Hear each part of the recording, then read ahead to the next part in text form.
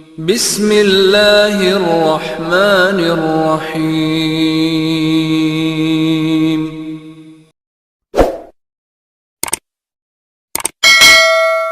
حکیم لقمان، جنہیں اسلامی تاریخ میں ایک عظیم فلسفی اور دانا کے طور پر جانا جاتا ہے، کی کہانیاں نہ صرف ان کی حکمت کی علامت ہیں بلکہ ان میں زندگی کی گہرائی اور سچائیوں کی جھلک بھی ملتی ہے۔ ان کی زندگی کے قصے ہمیں عقل، صبر اور اخلاقی درس دینے کا کام کرتے ہیں۔ ایک دن حکیم لقمان اپنے بیٹے کے ساتھ بازار جا رہے تھے۔ راستے میں انہوں نے دیکھا کہ لوگوں کا ایک ہجوم بکری خریدنے اور بیچنے میں مشغول تھا۔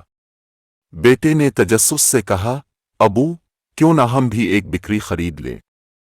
حکیم لقمان نے بیٹے کی طرف مسکرا کر دیکھا اور کہا، بیٹے، خریداری محض جسمانی چیزوں کا حصول نہیں ہے، اس کا مقصد اور اس کی قیمت بھی سمجھنی ضروری ہے۔ چند دن بعد لقمان نے اپنے بیٹے سے کہا کہ وہ ایک بکری خریدیں اور اسے ذبح کریں۔ جب بکری ذبح کی گئی تو حکیم لقمان نے کہا کہ وہ صرف گوشت کا کچھ حصہ رکھیں اور باقی کو لوگوں میں تقسیم کر دیں۔ بیٹے نے سوال کیا، ابو، ہم نے تمام گوشت کیوں نہیں رکھا؟ حکیم لقمان نے جواب دیا، بیٹے، یہ ضروری ہے کہ ہم دوسروں کے ساتھ اپنے حصے کو بانٹیں، کیونکہ اس میں روحانی سکون اور معاشرتی بہتری ہے۔ جب ہم دوسروں کے ساتھ اپنا حصہ بانٹتے ہیں تو ہمیں دل کی سکون ملتا ہے اور ہم معاشرت میں ایک مثبت کردار ادا کرتے ہیں۔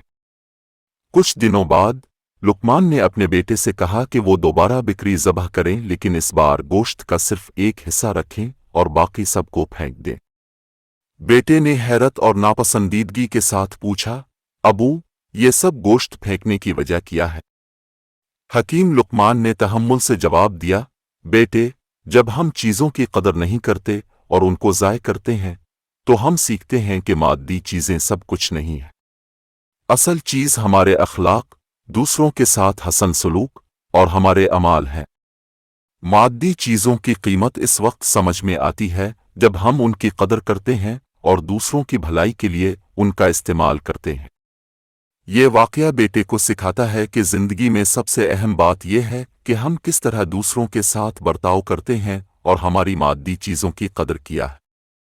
حکیم لقمان کی کہانیاں صرف مادی چیزوں کے استعمال کی تعلیم نہیں دیتی بلکہ انسانی اخلاقیات اور معاشرتی ذمہ داریوں کی بھی وضاحت کرتی ہیں۔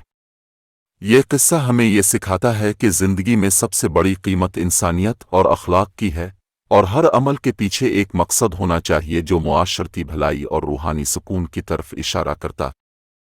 حکیم لقمان کی حکمت آج بھی ہمارے لیے ایک رہنما کی حیثیت رکھتی ہے، جو ہمیں صحیح راستے پر چلنے کی ترغیب دیتی ہے۔